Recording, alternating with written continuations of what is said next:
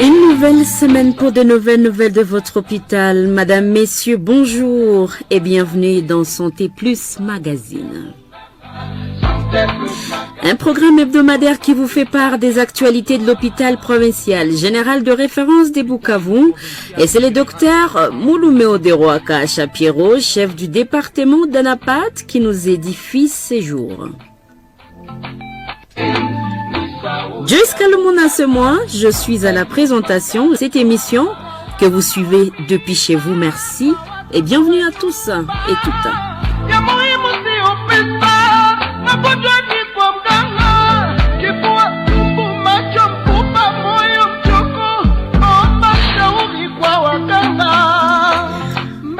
Bienvenue, excellentes conditions d'écoute, fidèles auditeurs, auditrices des Santé Plus Magazine. Docteur Mouloumeo Deroa Chapiero, bonjour.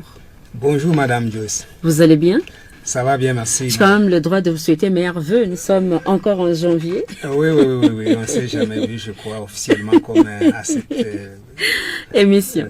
Oui. Ouais, vous allez bien beaucoup, quand merci, même. Et je vous le respecte aussi. Merci beaucoup. Vous Oui, allez ça bien? va. Oui, ça va bien. Ouais. On est en forme. D'accord. Vous êtes le chef du département d'anatomie, pathologie, ANAPAT en sigle, de l'hôpital provincial, mais vous êtes également médecin pathologiste. C'est qui un pathologiste, docteur? Oui, c'est ça, oui. En fait, un pathologiste ou anatomopathologiste, c'est un médecin formé, il a fait ses 6 ans, et puis il va ajouter encore 5 ans de plus pour se spécialiser dans ce grand domaine qui est l'anatomie pathologique. Donc, c'est un médecin qui s'occupe de beaucoup de choses à l'hôpital. Il s'occupe de diagnostic, il s'occupe de suivi des malades, donc le pronostic aussi, il va se pronostiquer certaines maladies. Il s'occupe même de dépistage pour ceux qui ne sont pas malades. Il s'occupe aussi du domaine de la recherche et des enseignements à la faculté de médecine. D'accord, on va y revenir. Est-ce que vous savez expliquer votre spécialité en Swahili? C'est facile, docteur Cash. Bon, merci. Et notre domaine est peu connu dans les langages courants. En effet, comme vous le savez, la médecine... Mais là, vous êtes en français. Ah oui, donc Swahili ni kusema anatomie pathologique. Anatomie ni munofu, donc maorgane zenye kama wanakata munofu kumwili mtu iko mgonjwa, iko na kivimba. Hiyo kivimba wakitupa kuyalala ni kosa kabambi. Donc inafaa ile munofu balikata banatuletea hayo ku laboratoire. Juu sisi ni watu wa laboratoire pia na tunaiangalia ku microscope. Donc na sisi tunatumika na microscope ila tunaangalia ndio maminofu na mengine malikidi inaweza kuwa inavimba mwili. Banatoshea hayo na banatuletea hayo, sisi tunaiangalia ku microscope. Wengine ndio wanaangalia kanjo mikoyo, mamavi, manini, mais sisi mingi ni maminofu ndio tunaita mabiopsie. Donc c'est ce qui différencie l'ANAPAT. Il y a grand laboratoire, il y a hôpital provincial. Oui, donc tuna organiser laboratoire ma service wala ma unité. Na kila service inajiokipe na yake kazi. Kwa mfano kuko service inajiokipe na wenye wanapana damu, kwenye wanaangalia tu mamikrobe mumamavi, wengine wanaangalia mamikoyo. Mesie ni ile ngambo tu ya minofu ndio walitupatia kuniwa hospitali. Sisi wote ni watu ya laboratoire.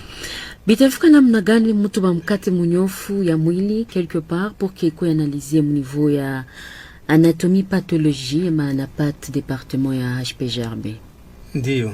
Mbele wakati munofu haiko aseme ni busheri kuingia kunani sabi wanakata munofu musoko, hapana. Ni mgonjwa anafika anaona mganga wake mconsultation. Haiko wenjo taona. Haiko minjo taona hapana. Ataingia ndio mservice yanatosha ingia, kama ni gynecologie, kama ni medicine interne, kama ni ORL, kama ni chirurgie. Kama iko na kivimba wala iko na ugonjwa ingine fulani yenye namsumbua, hiyo ndio taoriente mwenye alimrecevoir, anamprograme juu ya prelever l'échantillon. Kisha sisi anatutumia ndio mnofu ile echantillon yake na ndio tunaianalize sasa ku laboratoire, kisha tunapana diagnostic wala ugonjwa yenyewe tunaisema sasa en terme ya ma conclusion. Kwa wale mama couple ziko na shida ya kuzala, ANAPAT ina intervenir namna gani pia? Ndio accent na hiyo question.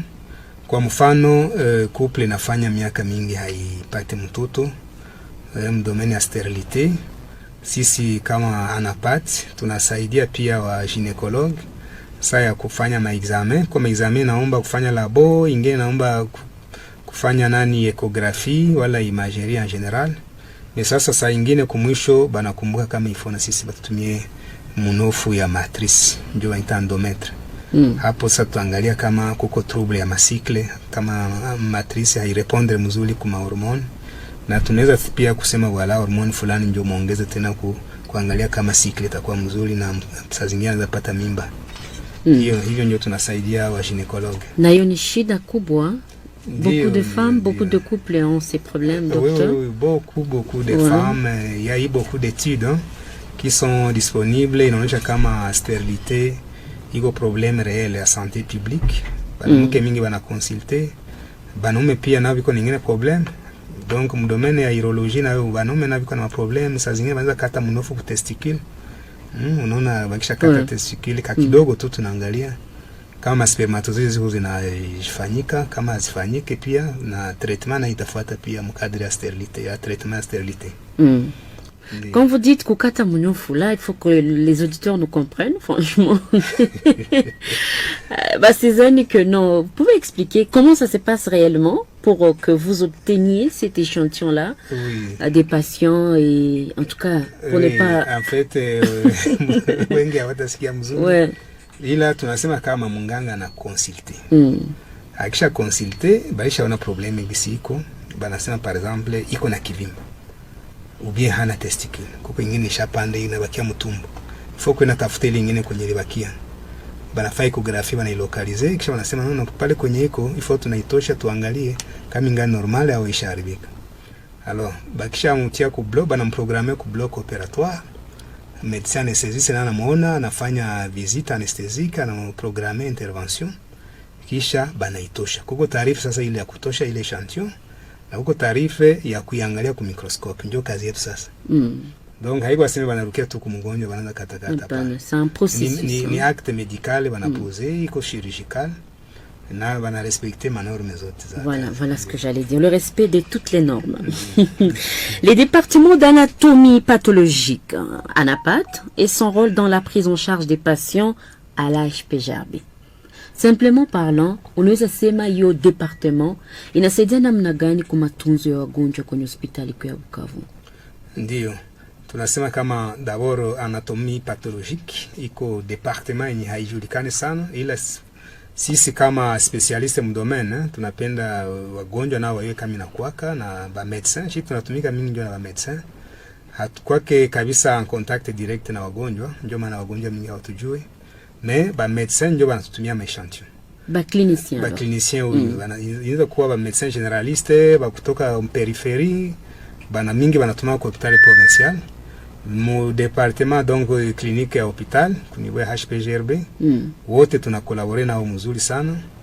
Alors donc sisi kama médecin de laboratoire sisi tunasaidia wa clinicien juu ya confirmer diagnostic yenye bali suspecté. Kama haba kususpecté shi tunaipose, ndio wanasema kuconfirmer kupana diagnostic yenye kuwa meme suspecté, na pia tuna complete meme na tuna orienter pia traitement juu saa zingine alikuwa limité, hakuwa na yua ni ugonjwa gani ataswani, anapana tu traitement na d'attente. Mais tukisha mpatia diagnostic ndio na mutike ndio na complete ingine traitement. Maki ni kusema après hiyo resultat za ANAPAT ndio mgonjwa anapata kabisa matunzo directement et avec précision concernant traitement de certitude. Traitement de certitude. Oui. Donc bila ku ingali traitement d'attente. D'accord. Ou aveugle, si on peut dire. Ouais, mais là quand ok. Alors quelles sont les activités du département d'ANAPAT de l'hôpital provincial, docteur Kacha? Merci. Et comme activité, il y en a beaucoup. D'abord, toujours sema kama mon clinique, c'est-à-dire tunatumika na médecin traitant. Sisi tunapoze diagnostic, sisi tunasema ugonjwa, ndio diagnostic. Tukisha sema diagnostic, tunaweza pana meme tunaweza prédire meme pronostic. Tunaweza kama par exemple mtu na gastrite wala ulcer, ndio mabilonda mu estomac. Tunaweza sema ke hii inafika ku stade saa zingine itashikanserize wala itashikanserize. Kujikanser zenye kusema kugeuka kanser. Oui, kugeuka kanser. Alors kilikuwa infection. Alors ku niveau ya matrice ku mwanamke anaweza kuwa yangana infection fulani ku niveau ya matrice, ku niveau ya colon. Mais tukishaona masinye fulani mbalimbali tu ça tunasema nono hii il faut kuisurveiller. Juu kama basurveiller ina riske maana kugeuka na inakuwa kanser. Mtu iko na kilonda kumugulu, banawaza ni kilonda tu, wanakata kama mnofu banatutumia.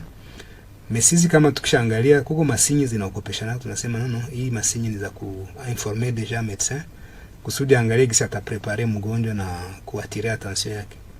Donc hiyo ni diagnostic na pronostic. Maintenant à part ile tunafanya na surveillance, kusurveiller magonjwa, kwa magonjwa zenye zinaomba surveillance. Alors, l'hôpital provincial, tuko na ile capacité ya kusurveiller d'une manière épidémiologique ma distribution ya malali fulani, par exemple ya magwatre manini. Tunapasha informer kama mu region kuko madiagnostic fulani ziko zinaonekana. Il faut ba autorité sanitaire na vingine nabo ba ku alerter juu ya kusaidia population. Juu ni hospitali nyingi ku service ya population. Donc hiyo ni surveillance, pronostic na diagnostic. Na hiyo ndio lazima ku niveau hospitali. Alors, ingine activité ni tuna recevoir ba stagiaire, ba item, na ba istem, ba ma faculté za médecine, juu ya kujiaméliorer mu domaine ya ma technique ya laboratoire. Donc, tuko mu domaine ya enseignement pia, na hiyo ni kazi ya mingi nayo. Ndi. Kwa niveau ya clinique, il est cytologie, histologie, quelle est la différence précisément? Oui, donc parmi sasa ma échantillon tunapata, tulisema ke tunapokea mabiopsie ndio tunaita maminofu, mais mu terme médical ni mabiopsie. Donc hiyo ni activité à part, ndio tunataka histopathologie. Donc tuna étudier d'une manière fouillée ma lésion ou bien ma perturbation ya nani. Ya pili ni cytologie. Hiyo cytologie nao ni domaine iko vaste. Hapo banatutumia sama liquide zenye zinajiaccumuler mu mwili. Par exemple, mtu yuko na mai mu kifua. Pneumologue ben médecin généraliste anaweza ponctionner, anapike, analeta ile mai iko mu kifua ou bien mtumbu ou bien mu articulation. Alors akisha kamati hiyo mai hata itupa. Ifana ileta mserenge, anatumia mu laboratoire. Tunaangalia kama ni vitu gani kwa kama ni infection, kama ni ingine ugonjwa, kama ni malnutrition, kama ni cancer, hiyo yote ni ndio tunasema cytologie. Donc cytologie na biopsie. Na tunafanya ingine tena tunaita autopsie. Autopsie hiyo sasa ni kukata maminofu kuma corps, makadavre kama kwa recherche za kufanya. Voilà.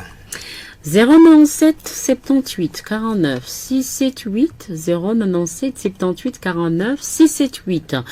Nous sommes en studio avec Dr Monumeo Deroy Karacha Pierrot, qui est médecin pathologiste à l'hôpital provincial général de référence des Bukavu, et nous revenons sur le rôle du département d'anatomie pathologie ou ANAPAT de cet hôpital dans le processus de soins. Vous êtes chef de département, je ne sais pas si je l'ai dit. Oui, c'est déjà dit, oui, ça vaut la peine de le répéter, oui. Merci. Oui. D'accord, vous êtes chef de ce département. Après les analyses, finalement, Mukshana fait les analyses telles que vous étiez en train de le dire. Processus, il y a une fata ni gani? Oui, en fait, après ile maanalyse, tulishasema kama hatukuwa na contact direct na mgonjwa. Même si tunaweza mukaribisha, des fois mgonjwa yepeke anakuwa tafuta resultat. Mais idéal inakuwa ni kutumia munganga resultat par la voie ya tuma échantillon. Alors kama mgonjwa anafika, ubia kama tunaona kama échantillon yake ina necessité ingine mafasirio. Saa zingine tunaombaka tuone mgonjwa. Tuongee naye, tumfasirie tena zaidi. Alors kama anaonekana ni mzuri, kama haonekani tunatumia munganga na tunamdécrire ma problème gisiku na inamwedifier. Ça veut dire que ma explication yetu na conclusion, jushi tunamaza na conclusion, ndio tunaita diagnostic. Hiyo conclusion inaoriente sasa traitement. Shie hatupane dawa, hatuandike dawa, mechi tunapropose sasa orientation ya traitement fulani. Alors, tuko na maéchange, tunakolabore mingi, saa zingine tunatuma maéchantillon ku punani njia ya WhatsApp ou bien kuma internet. Ou bien na tunapartager même ile nani maéchange na bingine biko mbali. Puisque au niveau hôpital provincial, nous sommes connectés na tunaéchanger na ingine mahopitali ziko nje. Kama kuko besoin ya kuomba avi fulani, tunakolabore na ingine ma institutions za kawambi za Ulaya, za Afrique du Sud, za Nairobi, même du Rwanda, notre pays, les pays voisins ici.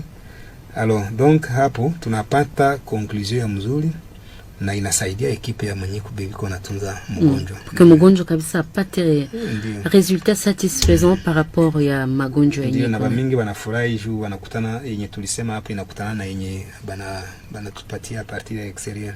Na kama dawa ya kumpatia haiko disponible, hapo tunaweza kufanya correspondance na banatuambia kama tutajirafita hiyo madawa. Pour que le mgonjwa apate ndio apate suluhisho. Il y a Justin qui demande, est-ce que vous dites aux patients avant que vous allez faire ça? Entre parenthèses, couper le morceau de la peau. Ouais, ça oui, c'est Justin. Oui, merci bwana Justin. Tulijasema kama sisi atone wagonjwa.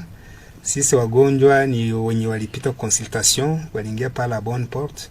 Wanaingia kama ni mwiroloji, kama ni medicine interne, kama ni mgineko, kama ni mdermato, kama ni ORL. Alors mgonjwa yuko na mganga wake, na huyo mganga wake anaisha muexaminer, ashafanya nyingine muexamen. Deux fois ni ile kukata mnofu nyana kwa etape ya mwisho, mais ashafanya zingine muexamen. Alors kama nyingine muexamen haikumsatisfaire, ndio sasa anasema ndafaa sasa na nyingine tunaita biopsie. Ndio ile sasa wanaita kukata mnofu, mais si ya kuifasia mu Kiswahili. Alors kukata mnofu haiko semesa vile kunani kubushiri hapa kusoko ya mashinji wala wapi. Mais ni mu medicine, ni mu chirurgie, kuko ma norme zote, ma sepsie, ma anesthésiste bana visiter nani. Bana mpikia ku programme opératoire. Juu ni opération. Bana sema kwa ni petite opération. Yote ni opération, même circoncision, même incision, kukata kale kitu kadonao ni chirurgie.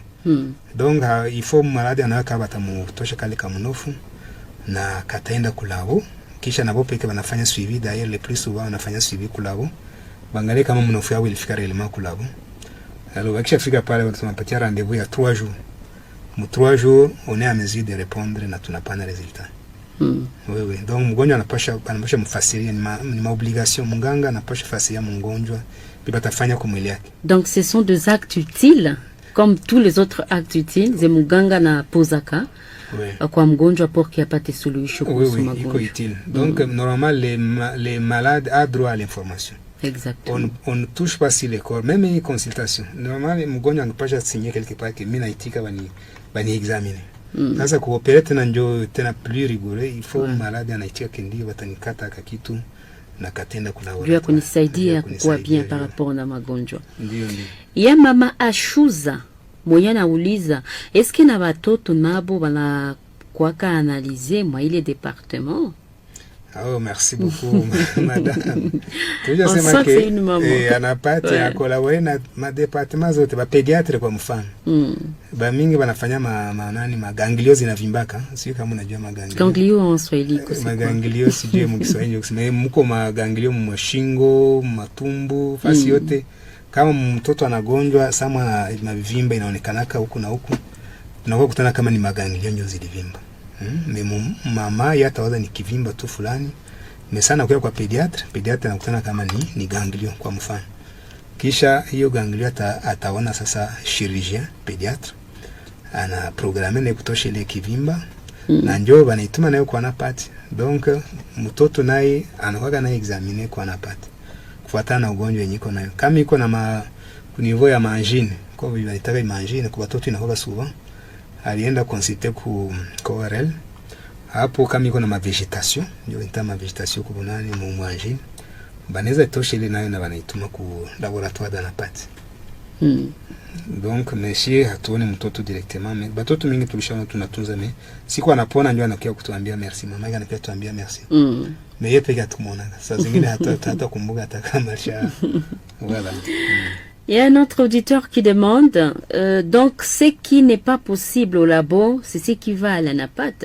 Il n'a même pas signé. Voilà.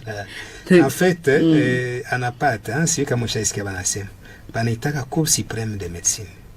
Pourquoi cette appellation? C'est-à-dire que Cour suprême de médecine, ANAPAT banaikumukaka en dernier. Kumwisho vraiment ça balishaenda huku na huku, anasema on peut encore faire ceci, on peut encore prendre un échantillon à tel endroit. Alors donc yenye banaleta kwa napata inapaswa kuwa na indication. Par exemple, si tunasema kivimbo, unaweza kuko na tuberculosis ya mifupa.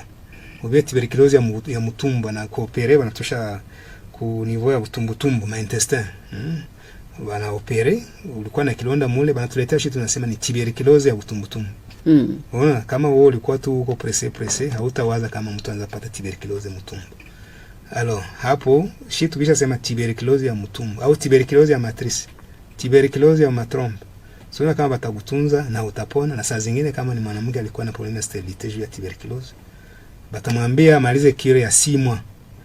Hapo analisikia mimi na kudute mejo iko na besoin ya mtoto. Akimaliza ile cure yake saa zingine atapona na anapata mtoto. Donc cours suprême de médecine ça veut dire ça pose le diagnostic même non suspecté. Oui, kuko confirmer diagnostic na kuposer un diagnostic non suspecté. Donc on recourt à ça pour aider vraiment finalement l'attitude des cliniciens alikuwa change. D'accord. Alors c'est quoi, qu'est-ce que vous prévoyez? Nous avons à peine débuté l'année 2024. Oui. Vous êtes chef du département d'ANAPAT de l'hôpital provincial. Oui. Nininjo, en tout cas de manière sommaire, peut-être sans trop étaler vos stratégies non plus. Nininjo, unaweza kinaweza fanyika pour que wagonjwa wafaidike davantage kupitia departement yenu katika mwenendo wa matunzo. Ndio, accenti ma question. En fait, sisi kama département tuna souhaité communication kwanza kwa développer, c'est-à-dire à partir ya hopital HPGRB zingine zijiretrouver mbintuko tunafanya na tukue na communiquer en respectant la hiérarchie na zone de santé, pourquoi natumia ma échantillon na tunawajibia dans les 3 jours.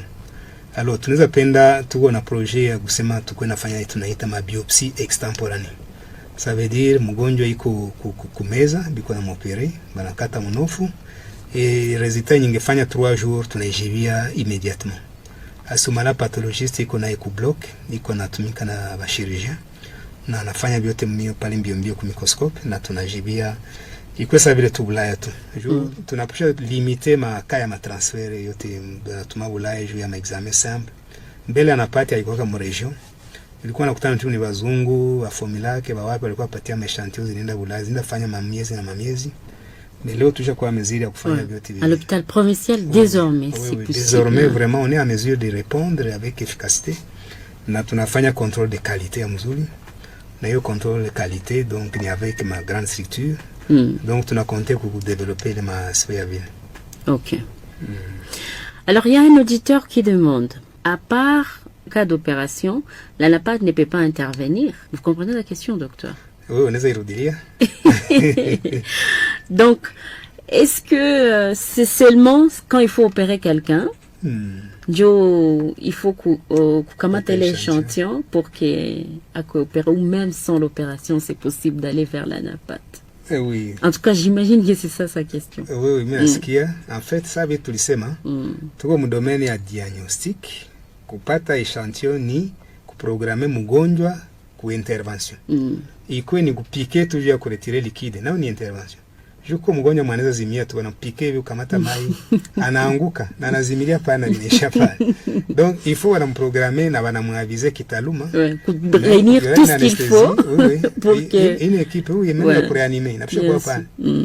Chirurgie ile usiseme ataju kama ni kutosha ganglion, kama ni kukata kamunofu ku deja kama mtu anajikata lukucha na analumia kidogo na kisi mtu analamika kama mingi tout ça. Donc il y a une opération, il faut assister la personne. Alors à part ile diagnostic, tout ça mu dépistage. Anapati n'intervenir mu dépistage, ça veut dire pale hakuna coopérer, mais tunapata échantillon par d'autres voies, par exemple mu gynécologie. Tukisema tuangalie kama cancer iko na evolue mu region, cancer ya matrice. Tunaweza évoluer na gynécologue, bo wana prélever ma technique moi très simple, même en ANAPAT aussi tuna prélever kabile avec ma spéculum, tunapata ma sécrétion et tu examiner. Mais haiko aseme kama hawakukata mnofu anapati na shome. shia tuwage bashomeri shia tuko na maishantio zinafikaka na madomene. Et surtout que c'est l'hôpital provincial. Oui, l'hôpital provincial tuko na ba spécialiste en endoscopie, médecine interne, même dans d'autres domaines. Abo na wanatumisha abo mamwaye, il faut préparer aussi mgonjwa na kufanya endoscopie. Nao ni méthode inalumisha, mais ile ndio obligation tu, hakuna gisi ya kufanya. Voilà. Est-ce que vous avez encore à dire par rapport à votre département, docteur Mouloumé Oderoa? Oui, merci Madame Joyce. Et à dire, il y en a, oui. Bon, comme vous le savez, nous avons dit qu'on est dans beaucoup de domaines. Il y a la clinique, il y a la recherche, mais il y a aussi l'enseignement.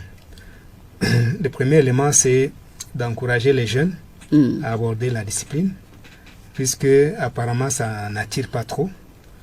Et tout le monde a tendance à aller vers la pédiatrie. Et pourquoi ça n'attire pas trop quand même? Une question de curiosité. Pourquoi? On pense que c'est une science mystérieuse, là, et difficile. Parce que c'est la Cour suprême. De la NAPAT, que ce soit à la faculté, que ce soit à l'ISTEM, que ce soit au laboratoire. Tout le monde a peur de faire la NAPAT. Même les techniciens de labo, quand on les envoie à la NAPAT, ils ont tendance à se replier, à dire non, moi je vais aller en hémato, je vais aller en coprologie. Donc nous voulons que vraiment que la NAPAT attire. Et quand nous avons quelqu'un à former, on les forme. Nous avons déjà formé pas mal de techniciens. Et il y a des médecins qui sont aussi en formation, qui sont à l'extérieur. Et donc c'est un domaine qui doit être connu. Chaque hôpital devrait avoir aussi son ANAPAT. Ce n'est pas que c'est seulement réservé à l'hôpital provincial, non. Chaque hôpital général doit avoir aussi son service et d'ANAPAT et son pathologiste. Voilà. Quels sont les appareils du département d'ANAPAT? Bon, les appareils, nous en avons. Principalement, nous avons les microscopes. C'est ça l'outil de base. Nous avons des automates.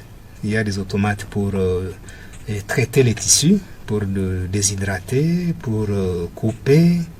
Les microtomes, on appelle ça les microtomes. Alors, il y a des appareils pour les colorations aussi. Donc, il y en a beaucoup. Et l'hôpital provincial veut même aller plus loin. Et peut-être dès qu'on a les bâtiments, on pourra avoir un laboratoire de biologie moléculaire.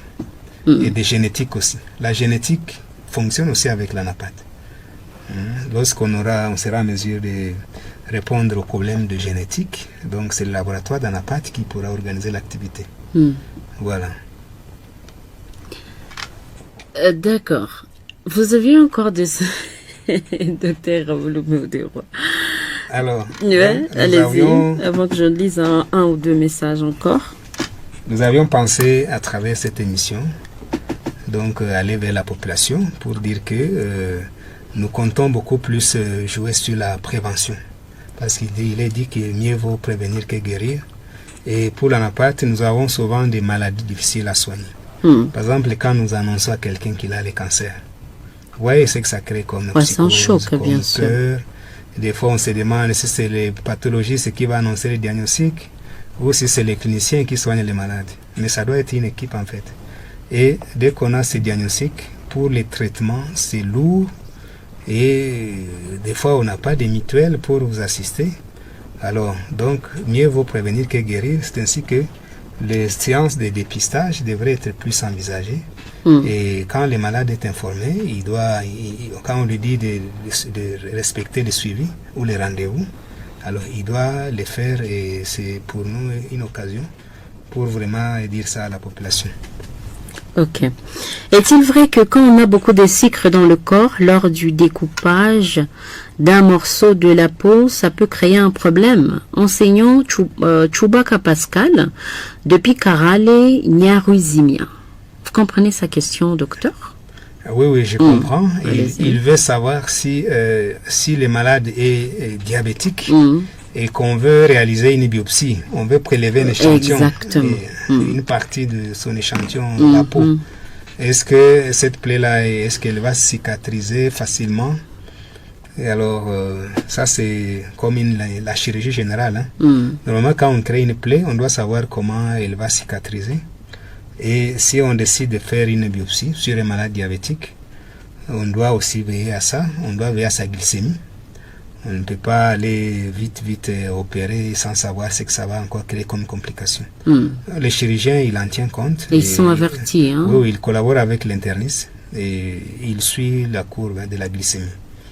D'accord. Un dernier message. Je ne sais plus lire de message parce qu'on n'a plus de temps. Un tout dernier message. Vous pouvez placer un tout dernier mot, docteur, avant que l'on se dise au revoir. Oui, je salue tout le monde. Je salue tout le monde qui m'a écouté, qui m'a suivi. Et je devrais avoir un invité, mais bon, on a dit comme c'est le début. Ouais. Prochainement, je vais amener quelqu'un qui s'intéresse à la napath. Donc, nous voulons que notre napath puisse répondre aux normes internationales. Ouais. Et d'ici là, peut-être on commencera à parler de la biologie moléculaire. C'est ça la science en fait plus moderne que la napath. Mais tout est dans la napath. Il y a la napath standard, mais il y a aussi la biologie moléculaire. Ouais. Et donc, je suppose que l'année qui viendra, quand vous allez encore nous inviter, nous allons parler de techniques plus avancées. Dans les diagnostics de la maladie sur le plan histopathologiste. Un petit clin d'œil à l'un des techniciens de votre département, c'est Monsieur André. Ah oui, je salue mon collaborateur André qui est je vous le fais pas dire, aussi biologiste. Nous sommes en fait comme ressources humaines, nous avons des médecins pathologistes, mais aussi nous avons des techniciens biologistes aussi, polyvalents, mais et aussi ils travaillent dans notre laboratoire. Docteur, merci beaucoup pour toutes ces précisions. Je salue tout le monde. Je vous dis merci, fidèles auditeurs, auditrices de Santé Plus Magazine, votre émission hebdomadaire qui vous parvient chaque semaine. Et aujourd'hui, nous avons reçu Dr Mounimo de Roy Karacha-Pierrot, qui est chef du département de la napath de l'hôpital provincial. Et nous sommes revenus sur la place de ces départements dans la prise en charge de malades à l'âge PJRB. Jusqu'à le moment ce mois, je vous ai tenu compagnie comme d'habitude. Les plaisirs étaient grands. Je vous dis à la semaine suivante pour des nouvelles de votre hôpital, de notre hôpital entre-temps. Portez-vous bien. Au revoir.